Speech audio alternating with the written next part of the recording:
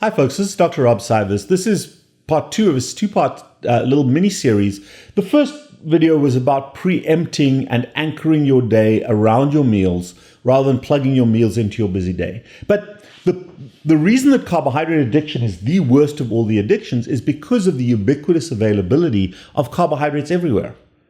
You walk into any store, you walk into a darn hardware store, and as you walk in, there's going to be Pepsi products or Coke products or chocolates or chips. You have to wade through that wall of crystal meth to go and buy a toilet seat. It's crazy. So the opportunity to eat is everywhere. The opportunity to screw up is everywhere. And remember,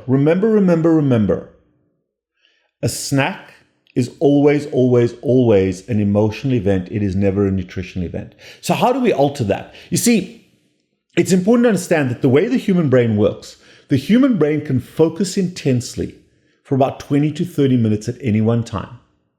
And then it needs a break. And the human brain will take that break. You're either in charge of it or your brain is in charge of it. And if your brain's in charge, it's probably going to be something harmful. If you're in charge, it can be something beneficial. But the smoker always has their cigarettes close at hand. They've got a whole lifestyle of smoking, and they're always looking for an opportunity to have that cigarette whether they need it or not. The chatty person is always looking to come and disturb you and chat with you. The religious person is involved in prayer in their head, in that relationship with a higher power on a continuous basis. And the fat person, whether they acknowledge it or not, is opportunistically snacking. We have to snack, but it doesn't have to be on something that contains calories. So how do you change that opportunity? Well, there are two very important aspects of opportunistic transformation that help you to create a lifestyle that is free of sugar and starch and calorie-containing snacks, that helps you with your diabetes, your metabolic syndrome, and your obesity. So we recognize we have to do something about every 15 to 20 minutes, and we want it now in our world. The first thing that I want you to do is to find something that you can drink to bridge you across that moment. Have that at hand. When you quit smoking, you put gum in your pocket. Where's my cigarette? I need some gum. Well, the same thing. I'm drinking coffee all the time. My coffee is at hand.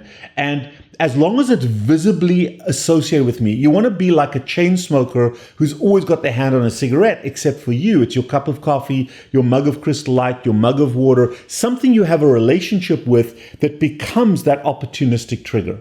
So the bridge replaces the snack. I've got videos on that out there. That's not what this video is primarily about, but that is an important thing to always have available.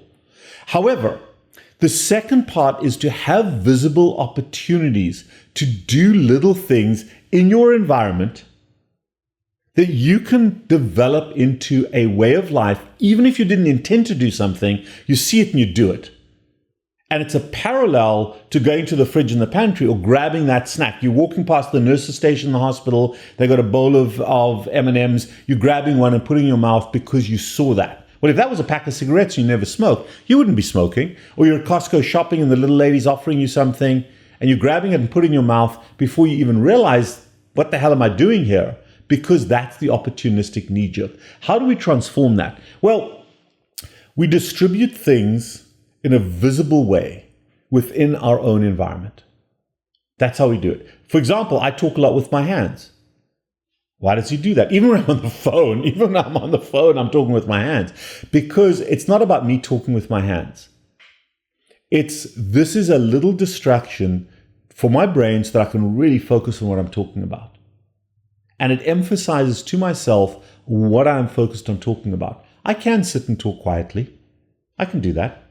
There go my shoulders. Probably I can't. But no, I can, but I'm more emphatic. I'm less distracted. When my hands flap like the wings of a bird in front of you, so that I can be more focused on what I'm saying. Even now, as I'm talking and trying not to move my arms and move my head and my shoulders, I am distracted more so than when I'm using my hands. Interesting thought. However, when you walk into my house, just as an example of opportunism, when you walk into my house, the first thing you'll see at the front door is my dog's leash, and I live in Florida, my walking flip-flops. And right now it's winter, so my flip-flops have a little bit of fur on them. But no, my walking flip-flops are right at the front door, and they're visible. So if I come home and I'm exhausted and all I want to do is flop down on the couch, oh, let's go for a walk. And I've trained my dog to come to the front door and pick up his leash and sit with it in his mouth, because that's my visible cue. I didn't intend to do that. I don't want to do that when I'm exhausted, but boom, let's go for that little walk. It might be 5 minutes, might be half an hour. But if I didn't see that, if I did what my wife wants me to do, which is put the leash and the flip-flops in the closet where nobody can see it when guests come to our house, there are many days when I wouldn't do it. So that's a visible cue for me, and she's great with supporting me in that. When you walk further into our house, there's our dining room table.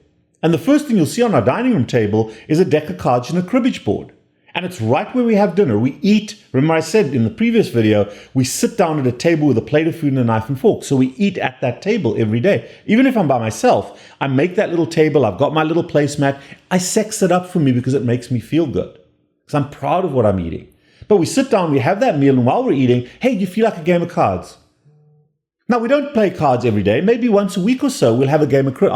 I'll lose to my wife at a game of cribbage because I can't beat her every now and then. But the point is that if that wasn't visible to me in my eyesight, if those cards and that cribbage board was in a drawer or cupboard somewhere, we'd hardly ever play. Now it becomes a creative art form, an effort-based creative art, and I'm having a great conversation with my wife during that time. Empathetic human connection, huge in terms of emotional buoyancy from something that doesn't involve consuming crap, a snack. But that's visible. On the other side of my table, my dining room table, right now, there's a 2,000-piece puzzle we're building. And this is an important concept to understand. So we've got these puzzles. They're usually in a cupboard somewhere, but every few weeks we bring one out, we pour it out on the table, and we build that puzzle, particularly in the winter months. And I may be walking from the bedroom to the fridge to go and see what's there. Come back to that in a second. But as I walk past that puzzle, let me put one piece in. And half an hour later, I'm still putting pieces in. Nobody says, I'm going to finish the puzzle. Don't do that. Just, I'm going to put one piece in. Because here's the interesting thing. When you go to the fridge or the pantry for a snack, nobody says, I'm going to eat a big bag of chips. Or no, I'm going to eat a whole tub of ice cream. I'm just going to have a scoop. I'm just going to have a taste. I'm just going to have one chip. And half an hour later, the bag's empty, the tub of ice cream's empty. And oh my God, I shouldn't have done that. Well, the same thing is with a puzzle. It's exactly the same principle, except I'm going to put one piece in. And then you keep going. That's the beauty about opportunistic, effort-based creative arts. And just for us, it's cards and a puzzle. It might be sewing or knitting. It might be playing your guitar. If your guitar is back in a cupboard somewhere, you're not going to play it. But if it's lying in the front room, you'll strum a little bit. If your knitting is somewhere far away, or your painting or doodling is somewhere far away, you're not going to do it. But you've got to see it. You've got to leverage the opportunity. And the importance of not having crap in your fridge, because no matter what, you're still going to find yourself, I'm bored, what can I eat? If there's orange juice in my fridge, or if there's ice cream, I'm going to eat it. And I don't care who you are, at some point you will. But if I've now got a choice between a Fresca and a Diet Coke and water and some coffee or tea and a Lipton Diet iced tea and some Clear from Walmart and some ice from Publix, I've now got a range of things I can drink that are perfectly safe. There's my bridge drink.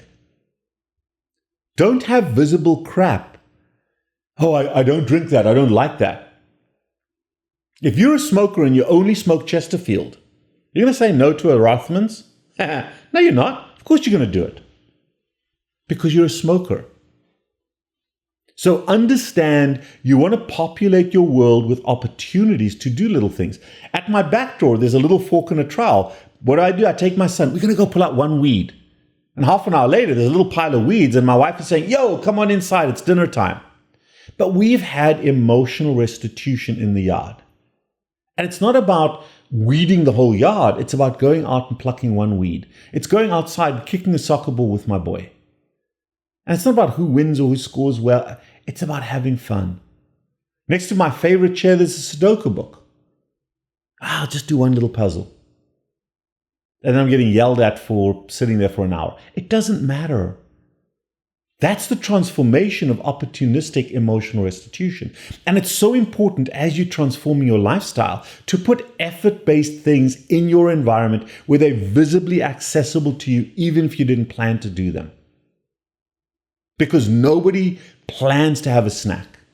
We put them in our environment and then they're opportunistically available to us when we see them.